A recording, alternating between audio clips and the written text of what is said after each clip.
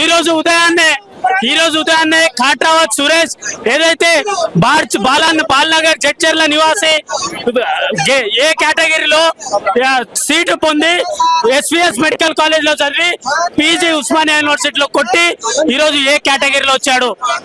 సురేష్ కి గత 6 నెలల నుంచి విపరీతమైనటువంటి హరాస్మెంట్, పదే తల్లికి ఫోన్ చేసి చెప్పడం, తల్లి ఏమో వాళ్ళ మామకు ఫోన్ చేసేయడం, ఏదో హరాస్మెంట్ అంటున్నట, కొడుకు ఇబ్బంది పడుతుండు, నువ్వు పో అంటే మామ నువ్వు వస్తే ఇంకా హరాస్మెంట్ చేస్తారు.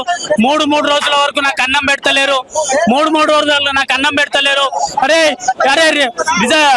ఫ్రీ సీట్ వాడు వచ్చిండ్రా మనకి ఫస్ట్ పంపిర్రా, అరే ఫ్రీ సీట్ వాడు వచ్చిండ్రు మనకి పంపిరా అని చెప్పేసి వాళ్ళ ఫ్రెండ్స్ నేను ఇక్కడ కూర్చుంటుంటే అన్న దీంట్లో ఎవరు లేరు, సీనియర్ల హరాస్మెంట్ చాలా ఉందన్న, 24/7 డ్యూటీలు వేసారు. ఆ ఇంజక్షన్ వేసింది ఎవడన్నా? ఆ ఇంజక్షన్ వేసిన పట్టుకోరావాలి కదా. రూమ్ మొత్తం టాబ్లెట్లు పట్టించారంట, ఆ టాబ్లెట్లు పడేసింది ఎవరు? మా సురేష్ పిరికి వాడు కాదు. మా సురేష్ ఏ కేటగిరీలో చదివిండు? సర్జన్ అయితే అప్లికేషన్ పెట్టడానికి పోతే పోనీయలేదు. అరే వీడు ఫ్రీ సీట్ వచ్చిండు, వీడు కూడా 75 లక్షలు కట్టాలి, వీడు ఏమో అప్లికేషన్ పెట్టడానికి పోతే ఈయన హరాస్మెంట్ చెప్పి ఆపిరంట. వీళ్ళ ఫ్రెండ్స్ చెప్తున్నారు, ఇక్కడ మేము చెప్తున్న స్టోరీలు కావు ఇవి. ఇక్కడ కూర్చుంటే దాచుకొని వచ్చి అన్న మా పేర్లు చెప్పకండి అన్న, అరే సీనియర్ల పేర్లు చెప్పండి అన్న, మేము చెప్పమన్నా మమ్మల్ని కూడా సస్పెండ్ చేస్తామని భయపెట్టిస్తారు. ఒక్కొక్కరు మాస్కులు పెట్టి వచ్చి చెప్పిపోతున్నారు. అన్న రిజర్వేషన్ లో చదువుకుంది పాపమా అన్న, అది అన్యాయమా? అరే డిమాండ్ ఏం లేదు. ప్రీతి కేసులో ఇదే జరిగింది. ప్రీతి కేసుకి న్యాయం జరగలేదు. అదే తల్లిదండ్రులు ఈరోజు వరంగల్ కమిషనరేట్ ముందు ధర్నా చేస్తున్న సందర్భం ఈరోజు అందరికి దుఃఖం వేస్తుంది. అదే ఒక అగ్రకులాలకైతే 24/7 గన్ షూట్ అవుతుంటది. ఓ గిరిజన బిడ్డనా ఏదో వలసలు వెళ్ళే పాలమూరు జిల్లా నుంచి చదువుకోవడానికి వస్తే ఆ పాపం పుట్టిందా అన్న? ఏమన్యాయం చేశారన్నా?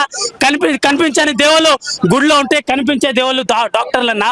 ఇందాక ఒక మేడం వచ్చి చెప్పింది, మొన్న అంబేద్కర్ జయంతి చాలా ఘనంగా చేసిండు, ఇదే సురేష్ నా కొడుకు బ్యాచ్మెంట్ ఇంత బాగా జయంతి చేసిండు, అప్పట్లోనే ఇది ఎక్కడ న్యాయము? అలా సూపరింటెండెంట్ ని, అలా హెచ్ఓడిని, అలా ప్రిన్సిపల్ ని, వాళ్ళ సీనియర్లు అందరినీ గుంజండి, అప్పుడు కానీ బయటపడ్డారు. ఇంజక్షన్ అరే వాళ్ళ క్లాస్మేట్లు లేరండి, తోటి విద్యార్థులు ఉండరా అండి? చనిపోతే తోటి విద్యార్థులు లేరా? అందరికి భయభ్రాంతులు గురి చేస్తున్నా ఉన్నారు. అందరు సీనియర్లు పక్క చేరిపోయారు, హెచ్ఓడీలు లేరు.